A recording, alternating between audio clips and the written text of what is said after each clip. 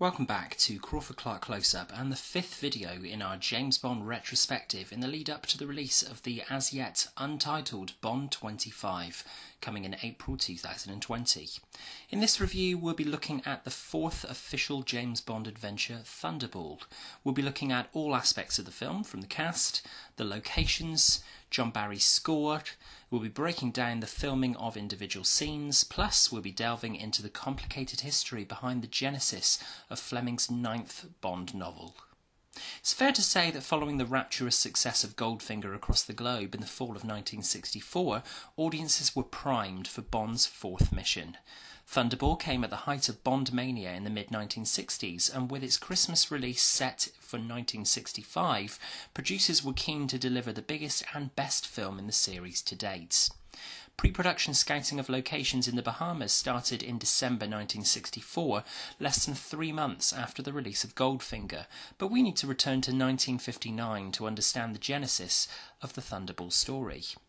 At the time, Ian Fleming worked closely with Kevin McClory on a screenplay for Thunderball based on ideas they'd shared with Jack Whittingham. Fleming quickly got bored with the slow writing process and returned to his Jamaica home Goldeneye, where he set to work on his next Bond novel. Fleming would take the ideas he'd concocted with Whittingham and McClory and transfer them into the novel Thunderball, published in the UK in March 1961. McClory, upon reading the novel, promptly files a lawsuit against Fleming for plagiarism. Canadian producer Harry Saltzman acquires the filming rights to Fleming's Bond novels, and the partnership between himself and Albert R. Cubby Broccoli takes off. Richard Maybaum is initially hired to adapt Thunderball into a screenplay to act as the first James Bond motion picture. The rights to the novel, however, were not available in 1961, and noting the complexity of the story, the producers decided to shelve production on the story, opting for Dr. No as the first film in the series. Kevin McClory, determined to work on the cinematic adaptation of Thunderball when the idea was mooted again as the follow-up to Goldfinger, struck a deal with Cubby and Harry, and so McClory was the producer of Thunderball, making Cubby and Harry executive producers. Goldfinger director Guy Hamilton was invited to return for Thunderball, but felt creatively drained of ideas and vision, so decided not to return. Producers then sought Dr. No and From Russia with Love visionary Terence Young, and Young decided to return to the series for the last time. To say that Terence Young put his stamp on the cinematic Bond in its early days is a gross understatement. In a recorded interview from 1974, director Terence Young talks about being given the opportunity to enter the world of James Bond on the screen. Young remembers his original stipulations that the first James Bond film be one of the following three: Thunderball, From Russia with Love, or Dr. No. These coincidentally happen to be the 3 films in the series that Young went on to direct. He states that the producers made the right decision not to make Thunderball as the first James Bond film, as it would have looked cheap and the production levels would have been very low. Dr. No lends itself better as the first film because it sets the story elements up well as a model for the rest of the series to follow. Of his 3 films, he describes Dr. No as the most exciting, because it was the first of the films, From Russia with Love as the best Bond film in the series, and Thunderball as the most expensive. Young had a budget of £1 million for Dr. No, £2 million for From Russia with Love, and £9 million for Thunderball. After Thunderball, people asked Young about making more, and he simply replied, "Why should I? I've done it." The now traditional gun barrel motif opens the fourth film, and there's an immediate difference to the previous 3. This time Sean Connery himself makes the confident walk across screen to fire the gun, still wearing the hat as a throwback to stuntman Bob Simmons' version used on Dr. No, From Russia and Goldfinger. The pre-titles opens with a coffin adorned with initials JB, another quick try on the filmmaker's part to unnerve audiences as to the fate of 007. In fact, the JB stands for Spectre agent Jacques Bouvard, and Bond is attending the funeral service with a French agent, not entirely convinced by the proceedings. Bond watches as Bouvard's widow is driven back to her chateau, before Bond breaks into her room and proceeds to unmask the widow as Bouvard himself. In the film's first dodgy sequence, Bond uses a now very dated-looking jetpack to propel himself off the rooftops of the chateau down to the French agent with his Aston Martin DB5. The pre-titles are filmed across a couple of days, beginning February 16, 1965, at the Château d'Anay, west of Paris. The French premiere of Goldfinger was actually held on February the 18th, 1965, and in a break from filming in Paris for these early sequences in Thunderball, Connery drove the Aston Martin DB5 to the front of the cinema, where a crazy female fan launched herself into the car, landing in Sean's lap. Further justification, if he needed it, of his sex symbol status to fans, because he had successfully established himself as the British secret agent. From here we segue into the underwater-themed title sequence. Maurice Binder returned to the series to design the titles this time around, and it's a marked step up from his debut Dr. No. After originally getting Dionne Warwick to perform a track called Mr. Kiss Kiss Bang Bang, the international name for the film, the artist changed to Tom Jones when John Barry and the producers were looking for a powerful male vocal for the song Thunderball. Much like the lyrics of Goldfinger before it, John Barry went on to emphasise the nonsense of the title itself. What is a thunderball? Of course, the fans don't care because they're enraptured by Binder's colourful titles and Tom Jones' incredible vocals, especially that final elongated note. The score itself for Thunderball is a dynamic piece of work from John Barry, though when it was originally released to stores in November 1965, a month before the film's official release, it was incomplete. Barry was still working on the music for the film, and as such there's no music from the second half of the film on the original soundtrack. It would take 30 years for the full soundtrack to get its release. When listened to as a whole, Thunderball is one of the strongest Barry contributions to the series, taking the best elements of loungy and sneaky Bond and juxtaposing them with the horns and big band brass that accentuates the film's elaborate action sequences, in particular breathing life and energy into the film's extensive underwater action. Just like in Goldfinger, the immediate scene following the titles introduces us to our main antagonist. Here it's Adolfo Celli playing Spectre Agent No. 2, Emilio Largo, a devious, sadistic piece of work who is largely underappreciated by many Bond purists. Whilst he's no Goldfinger or even Donald Grant, Largo makes for an intelligent, engaging Bond adversary who reduces his kept woman Domino to tears and is in charge of orchestrating the plot, described in the film as the most ambitious that Spectre has ever undertaken. It's no hyperbole to say that the plot of Thunderball is more complex and intriguing than its predecessors. There are greater stakes here, hence the meeting with the entire 00 section being briefed, the only scene of its kind in the series, aside from a select number of 00s in the training exercise in the pre-titles of The Living Daylights.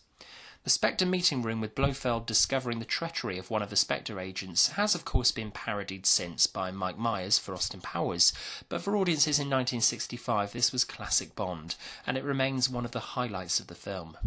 Despite the more recent efforts to emulate this scene in 2015's Spectre, Ken Adams' set design and the setup of the scene here has never been bettered. For our Thunderball trivia, this is the first Bond film after Dr. No to feature a casino scene, and it's here, almost 50 minutes into the film, that Bond first meets Largo and plays him at cards. The build-up to the scene also involves a blink and you'll miss it cameo from a moustached Kevin McClory, the film's producer. There are a number of memorable individual sequences in Thunderball, and Bond visiting Shrubland's health clinic, though we're never really told why he's there, contains great byplay between Connery and Molly Peters' character Pat Fearing. The sequence was one of the earliest to be shot for the film at Pinewood Studios, beginning February 25th, 1965.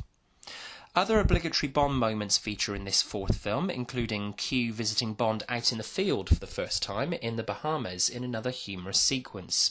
Desmond Llewellyn later noted his disappointment that a tag on the end of the Q scene was left on the cutting room floor, which involved Q asserting some dominance over 007 as Bond goes to walk away and Q calls him back. The Bond films are always known for their beautiful women, and Thunderball really does take some beating for its female cast. Former Miss France, Claudine Auger, is the beautiful Domino Duval, kept woman of Largo, who sees her opportunity for escape when she meets Bond, and Luciana Paluzzi is the stunning Fiona Volpe, one of the series' most striking femme fatales. Also, in a return to the series, Martine Beswick plays Bond's ally, Paula Kaplan. She was one of the gypsy fighting girls in From Russia with Love. A number of big-name actresses were considered for the role of Domino. Julie Christie, Raquel Welch and Faye Dunaway were among the thousands that auditioned for the lead female role. Even Luciana Paluzzi herself, who later in interviews claimed that she rejoiced that she was given the opportunity instead to play the villainous role. Fiona Volpe was originally Fiona Kelly, an Irish character in the script, until Italian actress Paluzzi joined the cast and the name was changed to reflect her nationality. The sequence in which she and Largo's men are trying to hunt down Bond at the Junkanoo before they find him at the Kiss Kiss Club is remarkably suspenseful, and the death of Fiona and Bond's throwaway quip is another of the film's highlights. Maintaining the humour and flippancy was obviously important to director Terence Young, as in the scene where Bond walks in on Fiona in the bathroom. It was originally scripted that Bond would hand Luciana a towel to wrap around her as she steps out of the bath, but Young instructed Connery to casually pick up Fiona's slippers and give them to her. Fiona's dialogue to Bond after he's been tricked by her in the hotel room about the woman hearing heavenly choirs singing and returning to the side of right and virtue was also consciously written in direct response to the media's reaction to Goldfinger. They were sceptical about Pussy Galore's conversion to the good side and from being a lesbian after sleeping with Bond in the barn. Fiona, therefore, was written as one of the strongest female characters in the series. One of the biggest issues fans of the series and casual moviegoers have with Thunderball is the abundance of underwater sequences, but they actually take up only 25 minutes of screen time in total, and are choreographed so precisely that they're always engaging to watch. While these sequences place big logistical filming challenges on the Bond team, they work, and after weeks of rehearsals, 60 divers using more than $85,000 worth of diving equipment created a breathtaking underwater fight sequence that still impresses today when compared to the ease with which such sequences could be completed with modern technology. It goes to further emphasise how the Bond filmmakers have always strived to do everything for real as much as possible, and for the most part, minus one or two sequences which we'll come to much later in our Bond retrospective, have not fallen into the dreaded trappings of CGI for the sake of ease. With the blowing up of Largo's vessel, the Disco Volante, effects supervisor John Steers would become the second crew member on the team to receive an Oscar on the Bond series after Norman Wansell's work was awarded an Oscar for sound on Goldfinger. Peter Hunt would begin editing the film after principal photography concluded on July the 8th, 1965, and the film was released in December 65. Dr. No, From Russia with Love and Goldfinger had all been released in England in September and October, so it was originally expected that Thunderball would follow this pattern. Editor Peter Hunt later explained how, when speaking to United Artists executive David Picker, he discovered that the film needed more work, and Picker gave him 12 weeks to complete it, ready for a Christmas '65 release. Picker warned that the film better be good, otherwise I shan't forget. As Hunt exclaimed, the rest is history.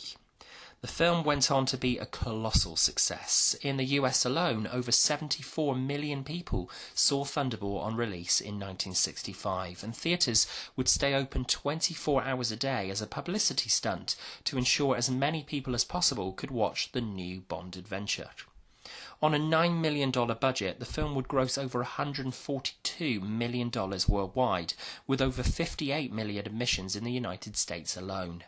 Adjusted for inflation, Thunderball remains to this day the highest-grossing Bond film in the series. Clocking in at 2 hours and 10 minutes, this is one of the lengthier Bond pictures, and it feels like everything was thrown into the mix this time around. The film is a heady rush of tantalising girls, exotic locations, a tropical score from John Barry, and Connery at his most playful as Bond out of all of his contributions to the series. Whilst we don't consider this among the very best of Bond, it's still an entertaining package with plenty of standout moments and a good, thought-provoking narrative. From Crawford-Clark Close-Up. Alrighty then. What are your thoughts on Thunderball? How do you think the fourth film in the series compares to the frankly untouchable first three releases? Let us know your thoughts in the comments below, and if you enjoyed this review, please click subscribe at the top of the page to ensure you don't miss out on new content as soon as we post it. You can also find us on Facebook and Twitter, and you can email crawfordclarkcloseup@gmail.com with suggestions for future reviews on the channel. James Bond will return with our review of the 5th instalment in the franchise, You Only Live Twice. Thanks for watching, and until next time, that's a wrap.